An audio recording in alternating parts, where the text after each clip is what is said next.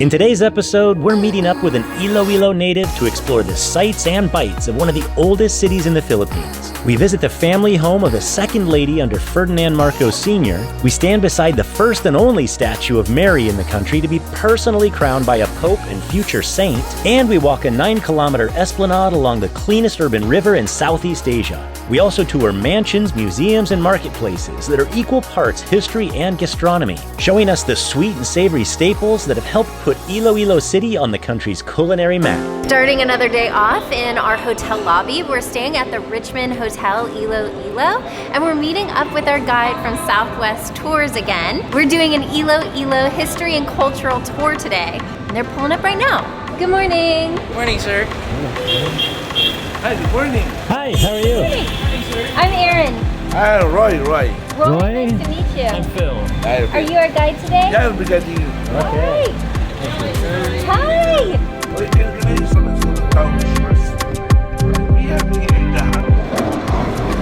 house. We're meeting Roy for the first time today, but we get to spend another day with our driver, Ed. He took us all around Guimaras yesterday.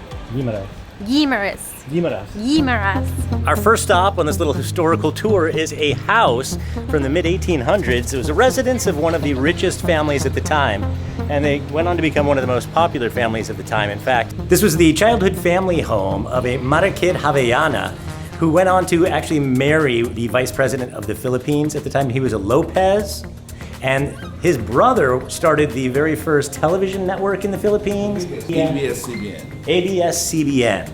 And this is a raised home. Bahay na bato.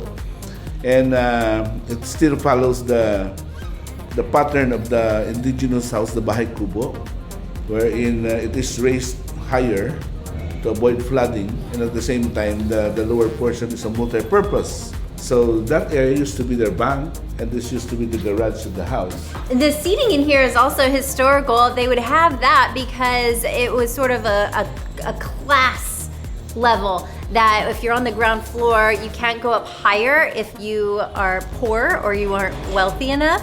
So even family members that didn't own that class level, they would have to stay down here. Well, these benches are super interesting. They're multi-purpose. They're not just for people sitting. They also had, because of the Spanish influence, there was cockfighting, which was a big pastime, and they would put razor blades on the legs of the chickens, and if you had like a good fighting chicken, you would love that chicken and carry it around with you. And if you visited this house and you had your chicken with you, you would put it in here to like wait while you visited with the family or went into the home if you were invited up. It was a very superstitious era, so the steps have a superstition to them. You would count them, ora, flata, mata. And if you ended the last step on a mata, that was very bad luck. So that's why they added the first step at the very bottom is not wood, so it doesn't count towards the steps. So you go ora, flata, mata, each step up the stairs. That was actually Mexican influence, not Spanish for that. They have a really old German grandfather clock that is still functional, and this is its chime. Every 15 minutes it chimes like this.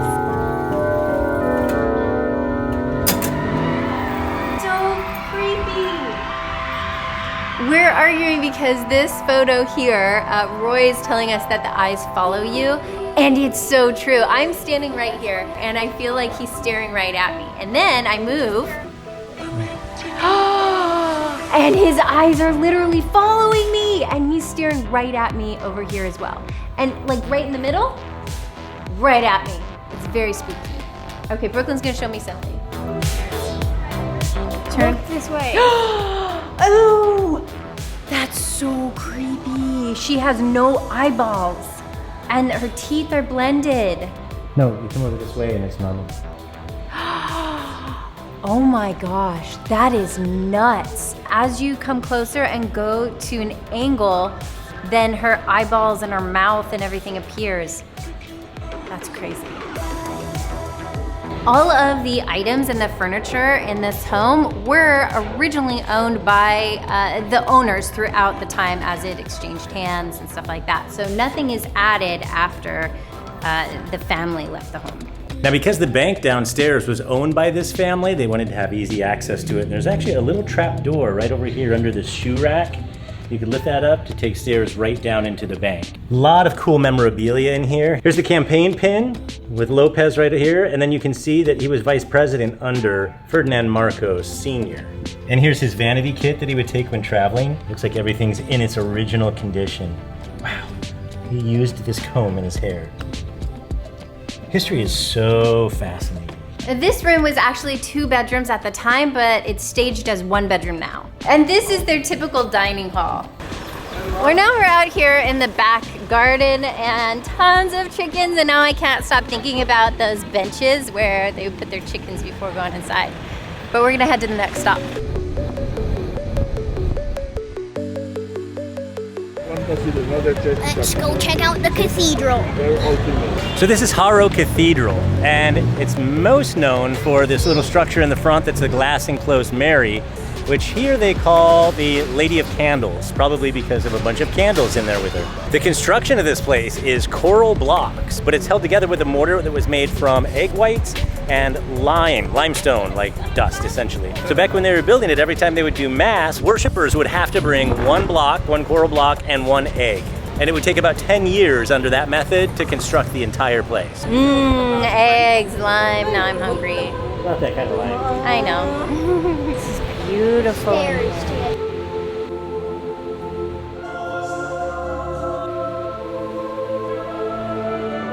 Wow, look at all these statues on the side. Looks like we accidentally walked in on a wedding. So we're going upstairs to get a different perspective and maybe get a little bit further away from the intimate ceremony. But we're also getting closer to the Lady of Candles, and we learned that Pope John II came here in... Pope John Paul II came here in 1981, and she is the only Mary that's been crowned by the Pope. So our understanding is that this platform and these stairs didn't even exist until Pope John Paul II came in for that first visit in 1981. So they built it specifically for that visit. But my understanding is also that this Mary was actually pulled by a fisherman's net from the ocean or sea or some body of water after it fell off of a Spanish ship, Spanish galleon maybe? I don't know. And I guess they forgot to build the roof. We're gonna get out of this hot sun, back into the van, head to the next stop. We're at the old Capitol building of Iloilo, and it was built by the Americans. So there is a long history of different colonizations and governments established in the Philippines, and Iloilo plays a big part in a lot of that. Because as all of you probably know, that in the 1500s, it was colonized by Spain, and that lasted 300 years.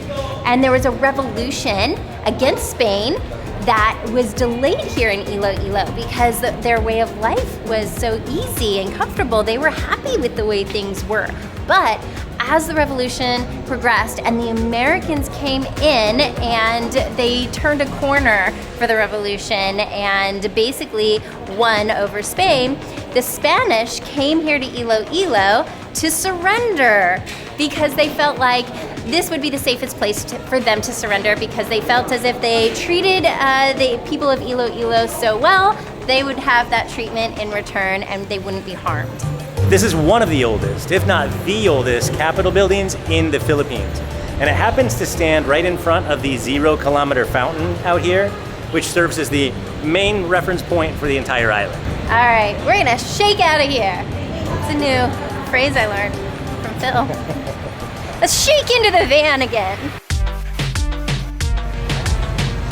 We just passed the Molo Church. It's actually right across the street from where we are right now. And we can see those red pointy towers from our hotel room at the Richmond. But we are actually at the Molo Mansion here. This mansion was originally, of course, a real residence, like back in the mid-1800s, when Iloilo was known as kind of the center of the sugarcane or sugar industry here. So this place was owned by a sugar baron. In fact, it's part of a little coffee table book over here called Houses That Sugar Built. But it became abandoned when the owner of this home died in the early 2000s. And then it wasn't until SM bought this entire area of land and discovered that the historical significance of this particular building meant they could not tear it down and redevelop the area, so instead they restored it and built it into what it is today. This area's sugar export dominance in North America ended in the 1980s because it was taken over by high fructose corn syrup. Oh, that's nice. Thanks, buddy. Now this mansion is called Cultura, and it sells genuine Filipino products. So it's still part of the SM umbrella. It's just not one of their highly developed mall areas. And I'm also getting a little souvenir from here. It's pretty cheap. It's a cool little bracelet. Alright, I've just got to get out these little creases. And then I can tighten it to be however tight I would like it to be. It's pretty good. It's got a bit of string on the bottom, but nothing wrong with some string. I like it. Very fringy. I guess that's our cue. We're heading out. We're just learning so much, hopping from one historical building to the next. But this house was not built on sugar. It's Kaminya Balay Nga Batchoy, and it was built on weaving. Textiles is another industry that helped Iloilo become what it was. And right behind me, they're using a method, she's using one of their weaving methods. It's called habal. They do more than just weaving in this house. They also make chocolate, which we're gonna go up and taste. They make it straight from the cacao seed. It smells amazing in here. Like, smell the air. Yeah, you can smell the chocolate.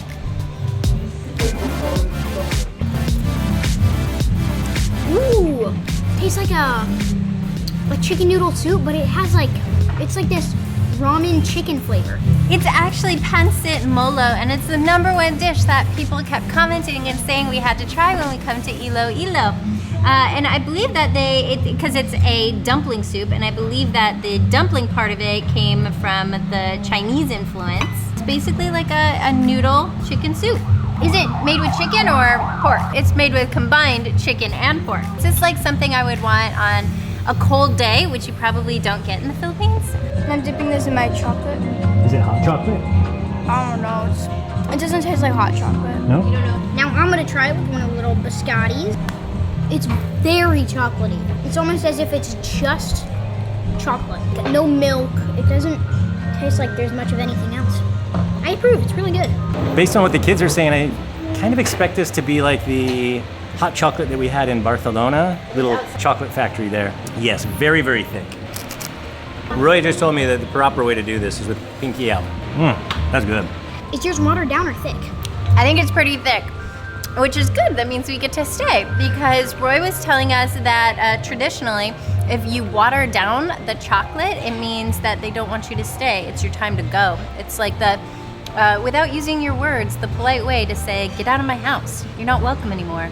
We're gonna head to another stop, and I'm gonna Esplanade it to you later. Phil says no, that's not a good one. Explain, Esplanade. We're at the start of the Esplanade. Esplanade. This is a 10-kilometer long river, although technically it's not even a river. It's where the sea comes in during high tide and then backs out during low tide. So it's more like a really long, narrow bay or something, I suppose. In 2015, they started the cleanup of the banks of the river to turn it into this really cool walking path. I mean, it just goes on for days and days. And it is now recognized as one of the cleanest rivers in the world.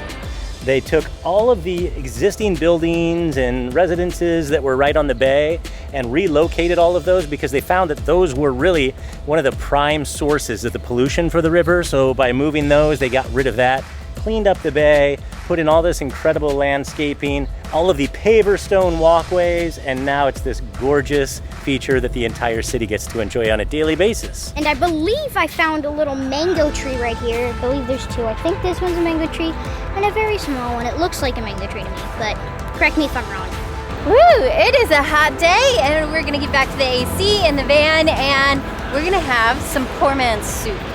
We're gonna have some Batchoy, which is a very interesting dish. So this is called puta, I believe. It's puto. It's called puto. So instead of the bad word in Spanish, it's little rice buns, and they feel very cloudy, almost like pop, which is something you can try in Africa. It smells like rice and bread. Tastes like super sweet bread. It's very sweet. I really like it. And this is our batchoy. They call it the poor man's soup. One, because it's made from the pork intestine, so using the parts that are sometimes less desirable. And also, you can order as much of the broth as you'd like. So some people will just work on that broth, sip away, and not touch the noodles or the meat, and then ask for more broth. So you can basically have an endless amount. It's all you can eat. The broth is called caldo. I'm gonna give that a little try. Really flavorful, and you're supposed to have a taste of the broth first, and if you want to add salt, you add the soy sauce, and then there's also pepper. I always add a little pepper, and then I'm just gonna add a little soy sauce. Just a little to get a little more salt taste. Ooh, there's like a lot in here. All right, so with this bite, I think I have a little bit of everything, like a little bit of noodle, there's an intestine right there, and then, is that meat?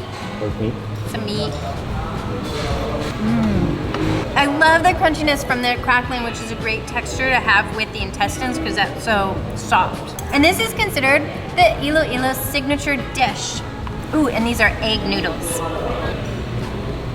It's interesting. Tastes like the broth, honestly. It has a little aftertaste of like the chicken intestines. Tastes kind of the same, very similar. Oh, the noodles are to die for. These noodles are amazing. Tastes like a sandy or maybe an overcooked piece of pork. Not in a bad way. It's got a different taste too. While Colt's chowing down on the batchoy, I picked up these rice cakes and I've been dipping it in the sauce, the broth. It's really good. Really is like a bread, so it absorbs it. This is my favorite bite. I think a lot of those pieces that we were thinking were meat are not meat, and they are also innards. I bet I would think that this was a whole lot better on any other day, but having just had that pancit, I just think there's no contact. And granted, this is poor man's soup or whatever, so maybe you would expect it to not be quite as tasty, but that was just a phenomenal broth, and the dumplings in there were phenomenal. I'm a pancit guy. Colt, are you pancit or batchoy? Batchoy. Really? Yes. All right. What about you, Ben? The pancit. That just tasted like comfort food. Just so mild and flavorful and just filled me up. It was delicious. Let's get going. We're back at our hotel. Our half-day tour is over, so it's time to say goodbye to Roy. Thank you so much. We appreciate everything you did for us today. So thank you very much. Thank you very much. Appreciate it. So now we'll show you where we're staying. We're staying at the Richmond Hotel, which is a really great central location, but we'll show you around a little bit first. Granary, that's where we've been having breakfast each morning, so they have a breakfast buffet, and we also had a really nice dinner here our first evening, so you have to check out that other episode for that. I think that's their only main restaurant. And right across on the other side of the lobby is Biz Bar. It's closed right now. It'll be open, I think, in the evening, but I think they're gonna have good cocktails because in the restaurant, Phil and I had a really good tasting martini. Let's head up and check out the pool area. This is the fitness center, which is open 24 hours, yay. And it's got plenty of cardio equipment, a couple of bikes, a couple of ellipticals, and then cable machines. So you can get pretty much any type of workout that you want in here.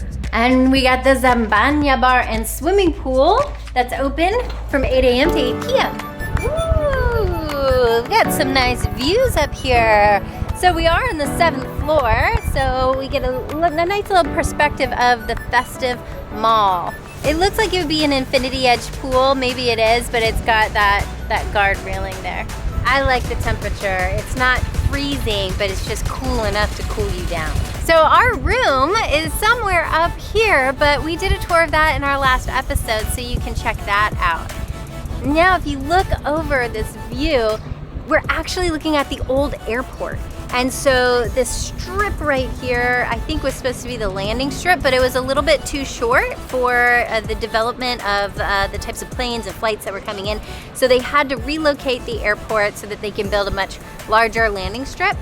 So Mega World came in and they developed this township here. So a lot of these apartments, the mall right there, it's all built by Mega World, including the Brandy Museum. And Phil and I are headed on a little outing to go there. The old runway that was here was about 1.5 kilometers, And the new one at the new airport is about 2.5 kilometers, so a lot more capabilities. If you want to book this entire trip package or some of these activities individually, it's so easy and convenient to do that on Guide to the Philippines website. You can book everything you need from day tours, activities, travel packages with hotel and flights, airport transfers, car rentals, and more. And aside from the packages, you can now also book hotels and flights separately in the Guide to the Philippines website. Perfect for travelers who like DIY travel. And they have an Iloilo travel sale that launches in May. And more is from Richmond Hotel, and they partner with Southwest Tours. So together, they're gonna take us to a couple of museums. Okay, let's go. You know, this is only about 2 blocks from our hotel. It was really convenient to have the air conditioning in the van, but anybody could walk. It's super, super close. Lots to do around here. This is the Iloilo Museum of Contemporary Art, and it's 3 levels. The top 2 being more permanent installations, art installations. But the first one here behind me, the Hulo Gallery, is rotating, I think, monthly with different works. I almost failed. We're on the 2nd floor, and all the artwork here are made by students and teachers and other faculty of the University of San Agustin, Bachelor of Fine Arts, because it's their 20th anniversary. This is art right here. It is a plate with a single grain of rice, and it's supposed to represent the inflation and how resources are becoming more and more expensive here in the Philippines. And it reminds me of our trip to Bohol, where Phil wanted us to impromptu pull over the side of the road and learn how the rice was harvested because we saw some field workers. They let us try and chop it and go through the process ourselves, and it is a very difficult hands-on process that's grueling in the hot sun. So it takes a lot of work to make 1 grain of rice. We know that. And I think this one is actually like gold to represent the cost of everything, including the main staple of the Philippines being rice. So Up here on the 3rd floor, everything is owned by one collector. Many different artists, but an artist fanatic is actually his mother, Adoracion V. Valencia, who is the big art fanatic, and so he named this floor after her.